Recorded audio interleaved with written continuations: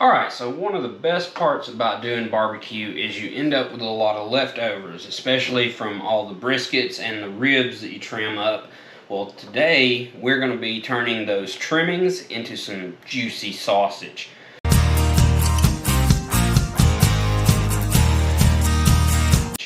So I'm going to bring you down on the table and show you what I got so far. But I got about 2 pounds of brisket trim and I got about 2 pounds of rib trim, so that's going to give me 4 total pounds. You can also use chicken, whatever you got. Just make sure if you got a lean meat like chicken, pair it up with some fat. You're shooting for an ideal ratio of about 70-30 to 80-20 on your meat to fat ratio, and that gives you plump, juicy sausages. But let's go ahead and look down and see what we got. I'm going to get some meat ground up, then we're going to case it up and we'll get it out on the smoker. Alright, like I said, we got about 4 pounds of rib and brisket trim here. We're going to run it through the grinder. I've got the coarse die on here to start with.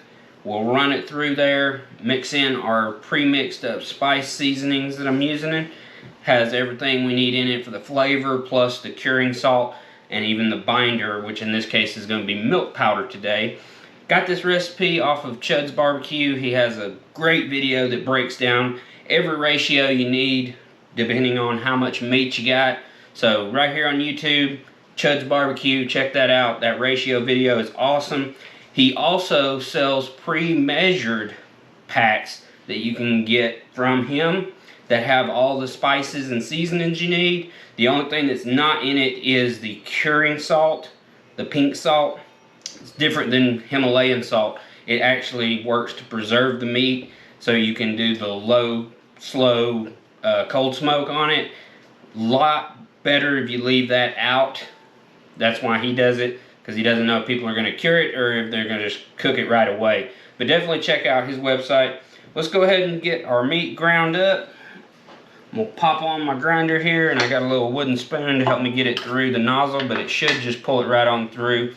I did cube my meat up into little small pieces that will fit down through the throat of my grinder. But let's get this going and we'll check back in.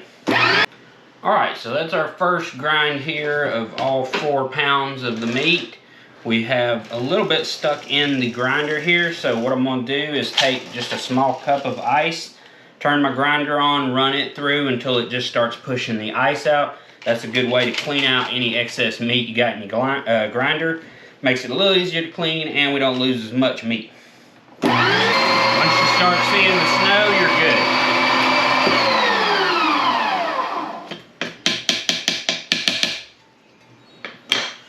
Alright, now I've got my pre-mixed spice rub here, so we're just going to add this in. It's got the milk powder and all my spices and my curing salt.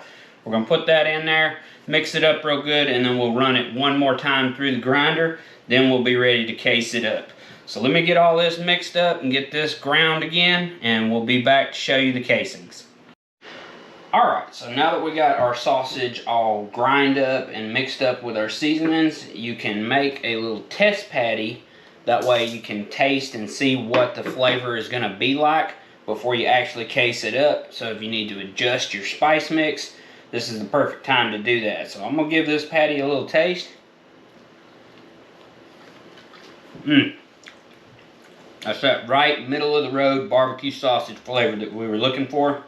So now that I know this is good, I'm going to enjoy my little snack, and then we're going to case this up and get it out on the smoker. Alright, so I've got a canister stuffer, which basically is just a tube. We're going to fill it with the meat. I'm going to roll it into little balls and get it tightly packed down in there as much as I can. And it sits on a little hand crank that I can control the speed of how fast it comes out. You can use most grinders, they have attachments for it, but it's electric. You turn it on and it just goes. This gives you the ability to control that speed and pressure, which to me gives you a better sausage, and especially if you're new to making sausage, you want to have that little extra bit of control so that you can have a good quality product at the end. But I'm going to go ahead and get this canister stuffed up. We'll get it on the mount and get our horn on the end and put the casings on, and we'll start casing this up. I'll be back in a minute as soon as I get this tube stuffed. Alright, so I was able to get half or a little more than half of the meat that I ground up into my stuffer. I've got a hog casing on the end of the horn here. I'm using 32mm casings. You can find them at Bass Pro Shop, Cabela's, Amazon even sells them online. So now that we've got the casing snugged up on this horn here, we're going to make sure we get it all the way up. And then we're going to tie a little knot here in the end to make sure that our meat doesn't come out. It's a little bit harder to do with gloves on, but I know how people react when they see a cooking video and nobody's wearing gloves. So just know all protocols followed, hands washed multiple times, and this is just for me and my family, so really doesn't matter. But if you're definitely going to be giving this away to somebody as a gift, make sure that we just keep everything safe throughout the whole process.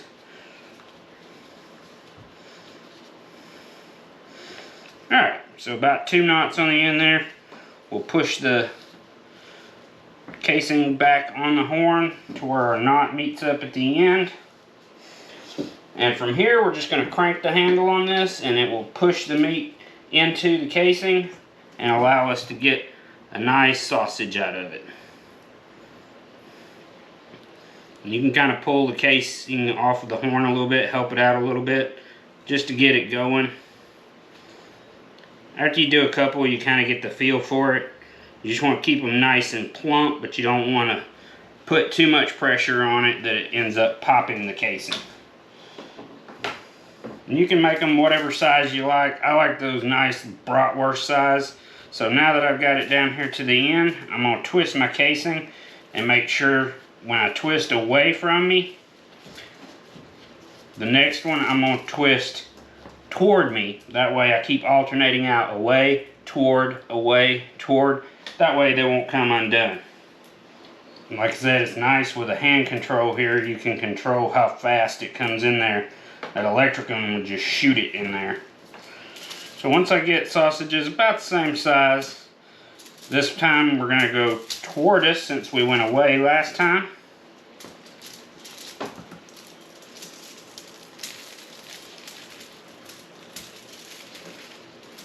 It gets a little slippery. I laid me some tin foil down to help absorb some of the water, because you will get water running everywhere once you do the casings and start making the sausages up.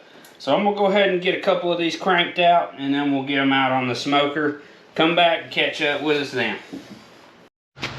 So after we cased our sausages out, this is what we ended up with. Nice plump links, about 6 to 8 inches. So we're going to get these cold smoking right now. With the cold smoking process, we want to expose it to smoke for about 4 hours just to help finish the curing process. We don't want to render any fat in the sausage, so we want to keep our temperature between 120 and 150 degrees. That's the perfect temperature to give it plenty of smoke flavor, but not render that fat until we're ready to cook it off. That way, when we get to the cooking process and we get it above 220 degrees, should only take about 20 or 30 minutes at most to cook them. If you don't have a smoker, you can cook them off in the oven, but highly recommend you do this cold smoke process because it does impart a lot of that flavor and it gets the curing process working just a little bit better. So let's go ahead and load the grill up with the sausages. We got 4 hours to smoke them, and then we'll cook some off at the end and I'll try them and let you know what I think. So let's get them loaded on the grill right now. Alright, so we got our Smoky Mountain set up. I'm rolling at about 150 degrees right now. Let's get these loaded up and get them started smoking. And I just want to minimize them touching as much as I can. That way every surface gets good smoke and it'll help dry these casings up so we get nice plump juicy sausages. So let's get that lid on and let this thing roll for the next 4 hours. So after we cased them last night, I did set them in front of a fan just to help dry the casings out a little bit, help them shrink up a little bit and make the ends where when we snip the links, they would stay together. On top of that, I did leave them overnight in my refrigerator just to help finish the drying process with a sheet pan like this. with one of the insertable racks, you can get air all the way around them, so it helps to make sure everything's nice and sealed up tight before we start putting it in the smoker, because once it goes in the smoker and those fats start rendering, it will kind of separate out a little bit. That's why the cold smoking process, when you're curing it, helps to solidify everything a little bit before all the fat gets rendered. That way all the juices get trapped inside of the sausage. So we'll let this roll for the next 4 hours and we'll come check on it. And then I'll pull them off, dunk it in an ice bath. At that point, you could back seal them to give them away, or put them in your freezer and pull them out when you're ready to use them. I'm gonna give a few away. I'm gonna keep a few for us today, but we're definitely gonna cook some off and have us a tasty little lunch. So we'll check back in the next 4 hours. All right, so it's been about 4 hours of these sausages cold smoking. We're gonna pull them off, and I got an ice bath here of ice water.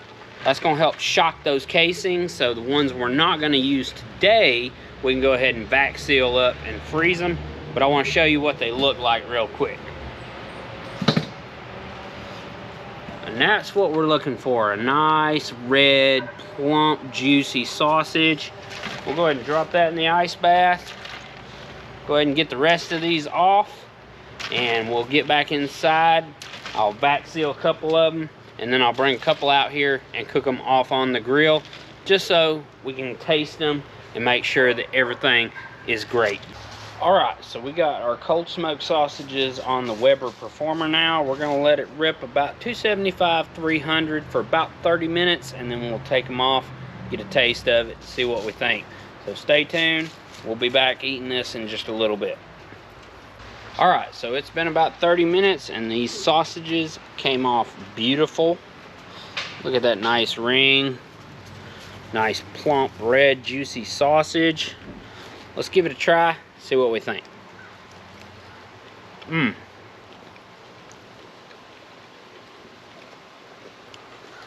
Perfect middle of the road barbecue flavor we were going for. The ultimate way to check is the snap, so we're gonna try that now.